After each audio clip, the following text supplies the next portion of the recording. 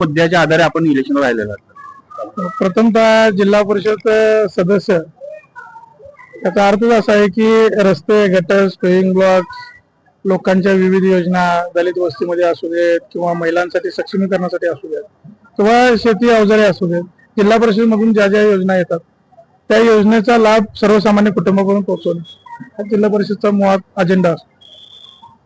रस्ते विकास म्हणा किंवा लाईट म्हणा, गटारी म्हणा, पाणी म्हणा, या ज्या मूलभूत गरजा आहेत त्याच्याबद्दल काय आपलं प्लॅनिंग आहे सर का? मुळात तर या मतदारसंघामध्ये 7 गाव आहेत. त्या 7 गावामध्ये रुकडी, चोकाक, माले, हेरले, हलोंडे, वडगाव होते. त्यामध्ये प्रामुख्याने 2 गावं मोठी आहेत, रुकडी आणि हेरले.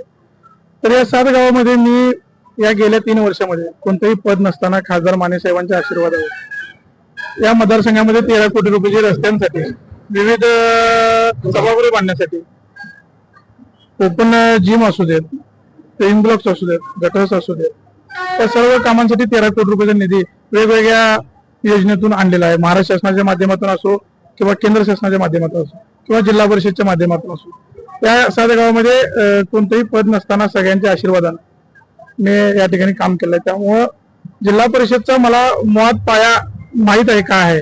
त्यामुळे मला ही इलेक्शन ज्यावेळेस मी विजयी होईल त्यावेळेस सर्वसामान्य लोकांच्या ज्या गरजा आहेत, ज्या अपेक्षा आहेत त्या निश्चित पूर्ण करण्याचा विश्वास आहे मला.